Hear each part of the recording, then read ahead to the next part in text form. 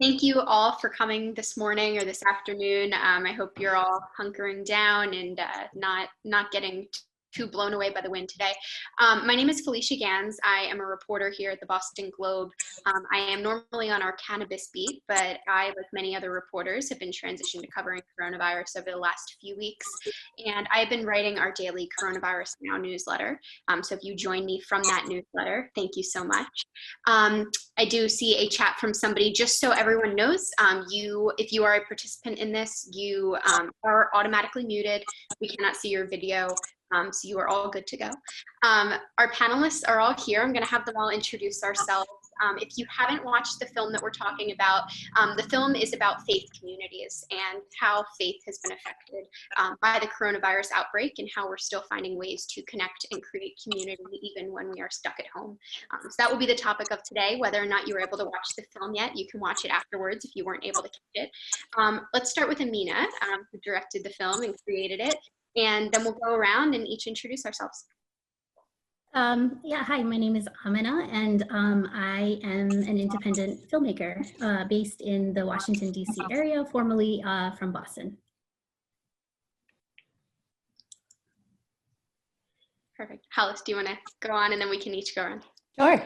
Hi, I'm Hollis Schachner. I am the cantor at Temple Shir Tikva in Wayland, Massachusetts. I've been there since 2001 and just feel so privileged to be a part of this project. Thank you, Amina. Hello everyone, peace be upon you all. I am Imam Mehmet Ali Araji from Diyanet Center of America from Lanham, Maryland. I'm so happy to be with you. Hello, everyone. My name is Cedric Roberts. I'm the pastor of Jubilee United Church of Christ in Lanham, Maryland.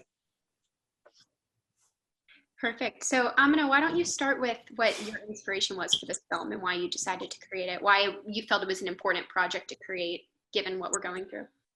Sure. So as I mentioned, I'm an independent filmmaker. I'm also a recent graduate studying, having studied American religion from Boston University. I think that it was nice to be able to bring this together in two different platforms that I really love and I'm intrigued by. What sort of draws me to this type of story crafting or storytelling is the individuals and communities that make up, a story, so to speak, or these like different profound topics that we all relate to or we all connect to. And so, when I went out to go to some different religious houses of worship, I found it interesting that they were really empty. I mean, it's understandable. This was probably shot within the last 3 to 4 weeks. So some of it was before a lot of the government mandates to close these different houses of worship. But it was interesting because the images were so stark of like this emptiness that otherwise would have this bustling activity and the sense of like community and the sense of togetherness. And I think that, in America in particular, religious institutions carry such a profound weight because there's more than just the idea of like religious observance or worship. There's also this concept of society, like the social building and community building and a coming together. And so the question really is, if this is places where communities gather, then how do you actually create that in an era where you can't right now? And I think that that's what I was in some ways trying to convey through the short film. Great. So we want this discussion to be interactive. We want you guys to be able to ask questions. If you go all the way to the bottom of your screen, everyone, you'll see a little Q&A button. There's also a chat button. We'd prefer you post questions in Q&A, but I will be checking both in case anyone gets confused. So feel free to put your questions in there. We do have some that were sent ahead of time, so we'll read some of those too. First, I wanted to go around and have everyone talk a little bit about what community means to the faith they represent and what they feel they're hearing from congregants that they're missing most. I can go ahead and start. So for us, and I spoke in the document about how this impacted African American community, because as you know, I'm not sure if you know, there are African American churches around the country who could not even bring themselves to not have a worship service, because in the African American tradition, I mentioned the film that we've always had this concept of gathering. Even during slavery, the slaves would run away and hide and gather. And so now in 2020, have to tell people that you can't gather was really a struggle. I think when we initially started, we had church one Sunday before we canceled completely, where we told members who were, maybe have had some health challenges, been severely at risk, not to come. And I know one member in particular was just so hurt and disheartened that she couldn't come to church. And I think that's when I really developed an appreciation for how important, gathering was for them. And so now we are doing it, but I still hear people say and talk about how important it is for them to be able to come to the church and reach out and touch other people and interact with other people.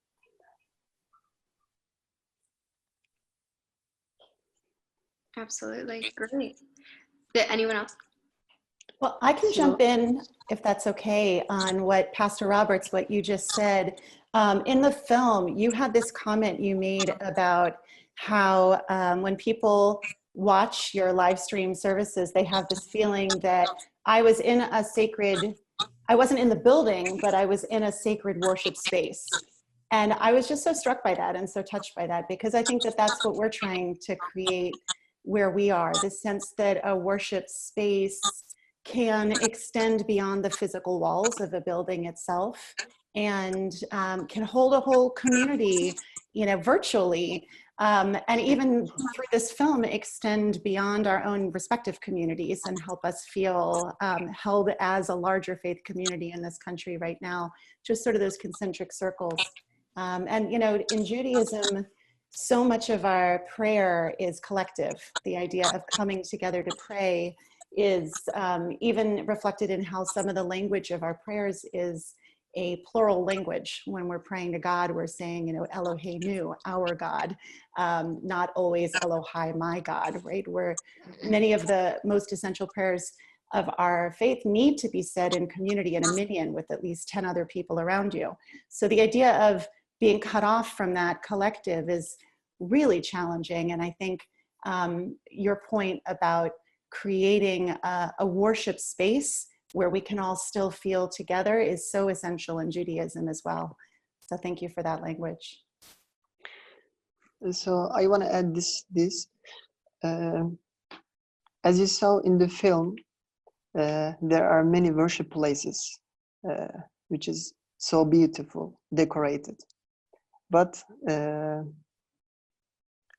if you see it, it's unfortunately cold. We cannot feel anything. Why? Because the real beauty of the worship places are their congregation. So the warmth, the feeling, the sincerity, it comes from people. So we need people, and we hope this situation ends soon and we reach our community, our people again. So 2 days ago, one of my congregation's daughter texted me. She's just 7 years old, saying as you know, we are doing some online programs from our masjid, our mosque, and she's watching us, and she says to her father, it's not fair, we are not over there, and they're in the masjid. This shows us the sincerity, the wish of people to want to go to their worship place. We hope, inshallah, the worship places, blessings areas, and blessed people reach each other soon. Yeah, I'm going to add something to that. I think the idea of space is really interesting because, someone had actually left this as a comment as well, that architecture has a way to really kind of connect people. And I think the space itself is really powerful because, it's not just the beauty and how it's set up, or, the way that, like the monk Jack, for example, had said that, you can do meditation anywhere, but if you come to Buddha Hall, there's a sense of like peacefulness and calm that you get. If you go to like the, mosque for Friday prayers, you're the sense of like community and gathering. And, Easter, for example, I mean, we see these like images. This is obviously very global too. Like, Ramadan is just around the corner, and we have, the sacred site in Mecca, for example, is going to be really empty, perhaps in one of the, rarest occasions. The basilica was empty during Easter, or only just a handful of people. And so I think that space itself carries really profound connection, and the architecture and being in a, within the four walls of a certain gathering place. And in America in particular, and I think this is one of the things I was hoping to convey, that there's also this sense of like community building that happens. So if you go to like a mosque, for example, in other parts of the world, you may not have like a basketball court that's like set up in the mosque, you may not have like a community center. But I think that that's something very particular and very unique to societies where, different types of faiths and practices and sects and groups have to find a way to come together. And I think that happens very well in these sacred houses of worship across the board. Absolutely. We have a comment and also a question. Allison Gall wrote, "My rabbi streamed once from the sanctuary because she thought we would all want to see our home and the bima, etc. But we switched to Zoom because what we really wanted to see was each other." Mm-hmm. And then a question from Ron: "How difficult was it for each of you to move your weekly or other services to an online platform?" And the other question from him: "How do you each deal with the fact that it's not possible to congregationally sing together on Zoom?" I did. I had a Passover multiple Passover seders this week with family and friends, and we learned just how difficult it is to try to sing at the same time with the lapses in video. So how do you acclimate to that? I was going to say that moving to a service, we actually pre-record ours because it was easier to do, at this time of streaming it live, because sometimes there were some issues. It's really difficult because when you record it in advance, it's a whole different feel to the service. And I'll give you an example. In our service, after the altar prayer, we pass the peace. And the pass the peace is the part of the service where you go and actually greet your neighbor. So that's where people are generally handshaking and hugging. And sometimes pass the peace goes on so long that I have to play music to get them to stop passing the peace and sit down. But it's a part of the service where people really, really engage each other. So it was really difficult to move to the online service platform because you're talking to a mic and there's nobody there.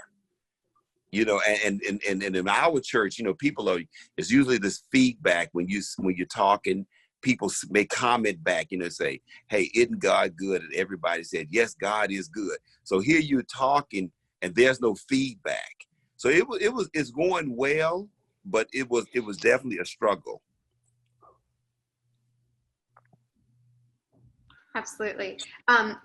We have a question a little bit about production. Sherry sent in a question ahead of time. "I'm curious about production. Did each participant send you video footage? How did you select the speakers? Can you share some of the questions that you asked them each to respond to?" And then an anonymous attendee also just wrote, "I thought the pictures of the film were so striking. Could the filmmaker talk about what her thought process was for how she made the visuals and what informed the filming approach?" Sure, yeah. I think that the filming actually was done, as I mentioned before, there were the stay-at-home orders, and we had just gotten into most of these places I had visited personally before. And then coming in with a camera was relatively easy, in the sense that we obviously practiced social distancing, and there was, a great deal of caution that we took. But it was fascinating because some of the places that we went to, we actually had to ask to be let in. We had to make a prearranged, time to have a caretaker come and unlock because everything was locked. Like the Friday prayer, for example, was supposed to happen at the time when the camera person actually came. It was Friday at like noon or 1 o'clock, I believe. Usually the mosque is packed.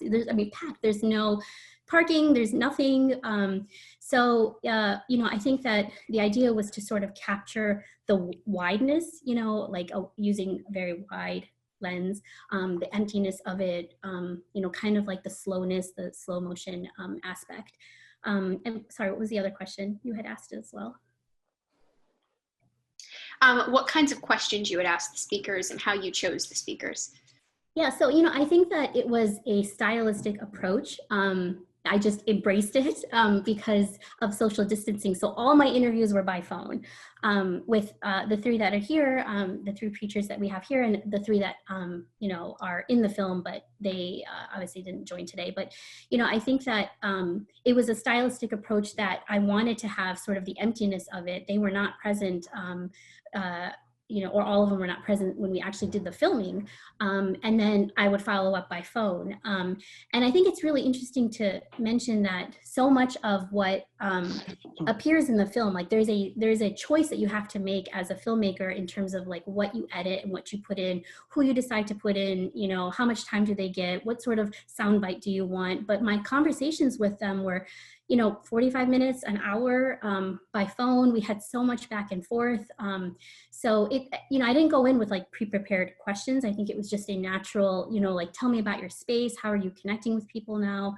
And I think that it's pretty interesting because it's very universal. A lot of the things that they're speaking about is universal in the sense that everybody sort of has a common idea of you know, preserving or saving humanity. So, you know, and I think that was the idea that, yes, you know, we're all really sad. Everything has to be closed right now. But at the same time, like, we have to embrace the sense of preserving the humanity, you know, saving even just one life, et cetera, et cetera. So, and then, you know, I'll also just make a quick point in terms of like who I chose to put in, who I chose to put out. I think it wasn't a process of you know, elimination in terms of like, you know, I'm going to exclude this and include this. I think it was, the idea was just to be as inclusive as possible, but some of it was also just kind of ease of access because, you know, it was hard to reach people. It was hard to create, you know, I have an established relationship with some of the, you know, pastors and preachers that are here. You know, my kids sometimes go to the DNet Center. Cantor Hollis was in a previous film of mine. So I think that there's, some of it was like, hey, you know, I have this idea and I want to sort of work on this project.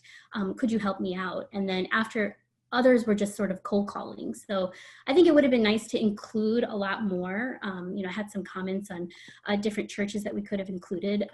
But you know, I hope the idea was the sentiment is the same, which is the kind of universal values that is shared across different faiths here in America. Absolutely. One of the things that keeps coming up in a lot of questions, and I think is the forefront of a lot of people's minds, is that we're going through a really sad time. A lot of people are going to lose loved ones, and there are going to be funerals that can't happen. We had a question from Yvonne that was sent in ahead of time. Funeral rituals are important to all religious faiths. How do clergy provide support for those who are grieving when sanctuaries are closed and when social distancing is an essential health mandate?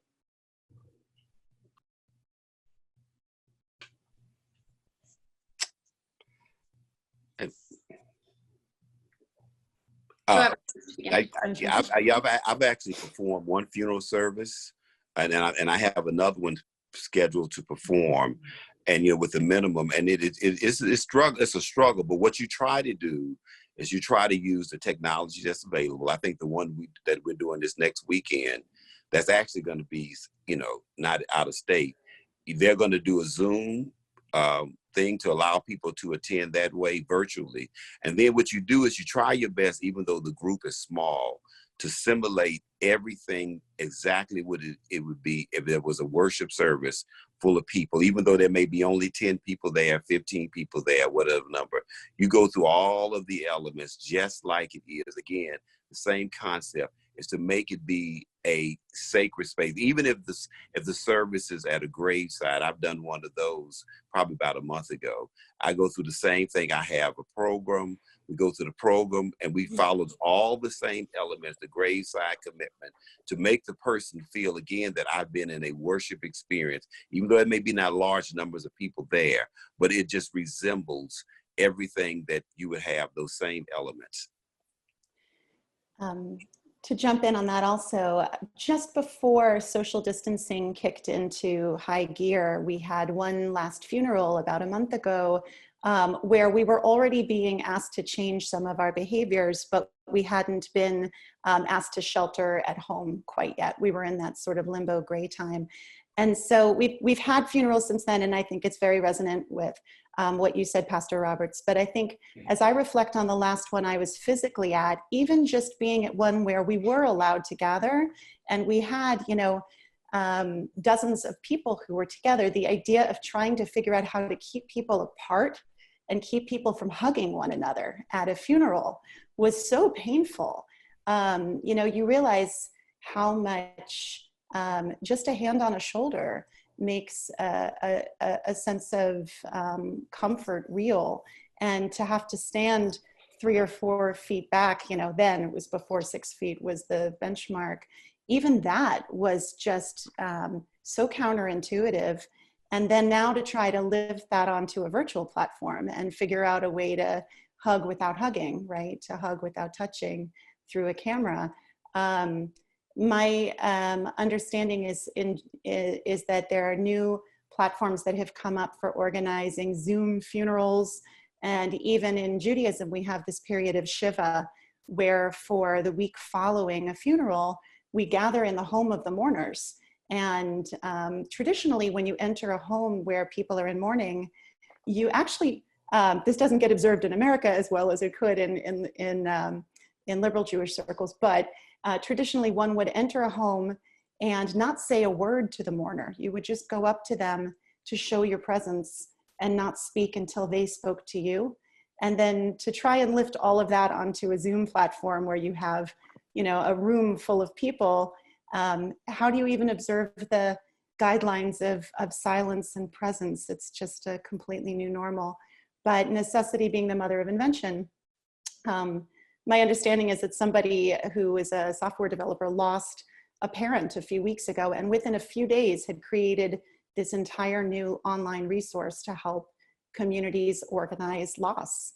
And it'll be interesting after this crisis passes to see how people who are at a distance and can't come together, because that will always be a dynamic that happens, are able to use some of the tools that are created. So. The funeral that I attended, it was really odd because the lady who was, I guess, the guest soloist, she literally sung with a mask on and gloves. Oh, wow. And I thought it was a little strange, but about the first 30 seconds, but she sounded so beautiful that I commented to her that I was going to go home and put on a mask and gloves and turn on the CD and let people think that I was singing. So Alhamdulillah, we didn't have any funeral during this hard time. I hope not, we will not. But I know some masjids around DMV area in New York. They really pay attention to the distance, and some limited people attend the funeral. And normally, we love to visit the people who lost their loved ones and talk each other at least 3-5 days. But during this time, it's getting harder and harder. We just can call people and talk as much as we can. But even each second, we feel the distance between us. Unfortunately, the screen that doesn't feel, unfortunately, this space, unfortunately. Absolutely.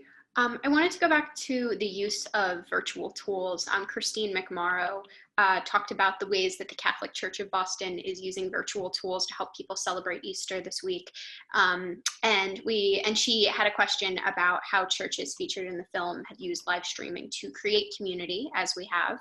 And another question from Janice Malkin that says, for the clergy, how do you see the use of virtual spiritual tools occurring in the future? How have you guys been using these virtual tools? And do you see, when this is all behind us, do you see a way to continue incorporating that in your religious practice? I know for us, we've already started the strategy, because what we've done is, because we've gone virtually, of course, you know, probably 5 times more people actually see the worship experience because we're virtual than actually attend the service. So we're talking about how do we move forward, because we would have created was a community of people beyond the community who have become accustomed to seeing the services. So we're working on a process where we'll continue to record the services and post those recordings shortly afterwards, so that the people will continue to be able to see the worship experience, along with, doing virtual Sunday school. So I think there's going to be a group of people who have been exposed to new technology, who are probably going to like the online worship experience and may want to keep it, that they never would have ultimately tried it initially, except for this crisis. And so now this new normal will become their normal. And that they're going to, and whether they be members or not members of the congregation, that they're going to look to be able to have that virtual online experience. But what I do like about it, and as someone pointed out to me, is that you could be reaching a person in another country that you may never meet or encounter, and your unique words may make a change in that person's life. So that's going to be probably one of the things that's going to be good, that's going to come out of this, that's going to force a lot of us who may not have considered the virtual worship, and those of us who are like me, are camera shy too, that may not want to be on camera, to force us to do things that we may have been uncomfortable with, but now we've had some practice. I have a great question from Alice Polterick, who said, how are you reaching members of your communities who don't have online access? And Janice Malkin added in, I feel lucky that I have the means to afford the technology to take advantage of virtual spirituality, but how can clergy and congregation members reach out to those who are less fortunate? That's a really important question. I would say one of the first things we did at Shir Tikva, once we realized people were going to be in their homes, is we organized with our whole staff team and with all of our lay leaders of our board, that we divided up the names of every household in our community, and every single member of our community was called by one of our lay leaders, clergy, educators, administrators. Every single one of us made sure we reached a couple dozen people to ask the question, what is it that you need right now? How can we best be reaching you? How can you know that you can find us? And so, the technology question did come up. There were a number of people who very few, but a couple who still don't have internet. And so we recognize that those are people who are going to need phone calls.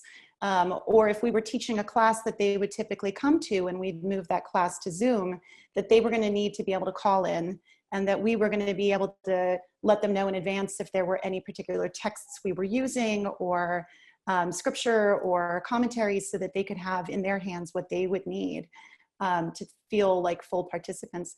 And frankly, it also brought up the question of accessibility. We have members of our community who have limited vision or issues with hearing. And so just being able to reach out to every single member and basically say, we're here for you. What do you need from us? Enabled us to get out ahead of those things on an individual basis, while knowing that the majority of our community would still feel supported by lifting all of our program onto an online platform.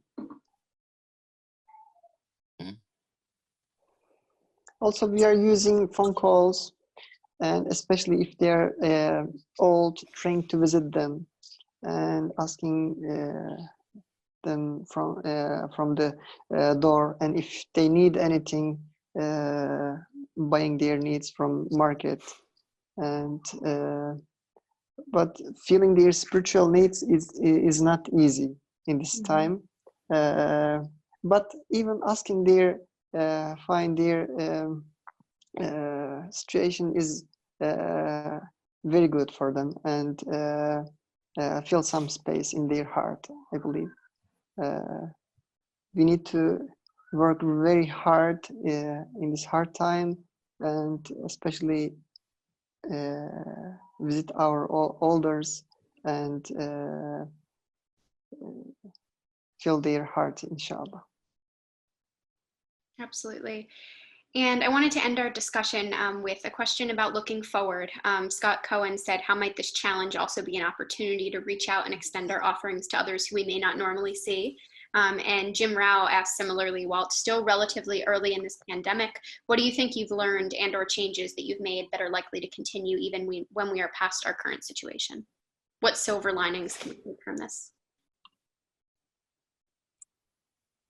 Actually, one thing I'll just say, and I want to make sure all three of the preachers also get a chance to end too. I think that, I mean, the biggest takeaway for me in producing this was, you know, that so much of this is an understanding that communities gather, and these houses of worship are really important gathering places. And so how do you build community when you don't have the space itself? And then the other question is exploring ritual, because in many of these faiths, you know, congregation and coming together is a really critical part, as you know, as Cantor Hollis also talked about, you know, in creating that sense of worship. And so how do you actually find a way to create that ability beyond that? And so that's my sort of takeaway, you know, from all of this, but I'll let all three of them have a chance to end as well. Yeah, I was going to say, I think what's going to be really great about this experience, you know, how this is going to turn lemons into lemonade. It's going to cause people, because there had been a big emphasis in worship and the building. And I think it's going to redirect people to looking at worship in the heart of your heart as a place of worship, and engagement with one another. You know, actually pick up the phone. You know, one idea we said is that we had seniors who were not didn't have technology, that we would actually buy them a CD player, get a CD recorded, and take them or mail them the CD. And so, you know, they would be back to the old school. You know, look at this, listen to CDs. But I think it's going to really force people to look at their value system and how they value each other, how they value the building, and then redirect us to what really is important, because that's one of the things I think we had lost a sense of. And as you said about neighbor, taking care of your neighbor, because that's what everyone's doing. They're creating these like elaborate listservs now of neighborhood, you know, how to help each other and connect with each other. So, well, in terms of connecting with neighbors, you know, I love this question about lemonade, and I think this idea of not letting a crisis go to waste is this modern adage that's that I'm hearing, and we know that it will pass to some degree, but how do we leverage the things that we've been learning, I think, is the right question to be asking. And one of the things that I've been thinking about a lot is how this crisis is exposing the cracks in the fabric of our society in every possible way, and that the brokenness is just sort of brought into the daylight. And one thing, you know, we can do is look internally as individual communities and figure out how we can address the needs within our communities. But what I love about what we're doing right now is that here we are, we have this opportunity to be connected across lines of difference. And I think one thing all of our shared religious faiths have in common is this commitment to healing our broken world, is this commitment to taking care of the needy and, you know, working towards justice.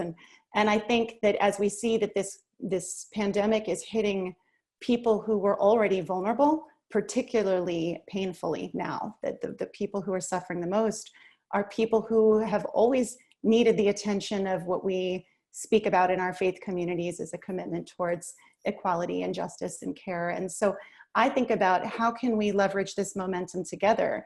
How can we use our platforms as spiritual leaders to sort of amplify our relationships between our communities and work together to sort of name the brokenness we're seeing in the world, and work together to think about how we can stand on those values together to be a part of those solutions. So I think then it's not just about this too shall pass, you know, we say in Hebrew, Gam ze ya'avor, but when it passes, how can we create a world that's better for the relationships we built with each other?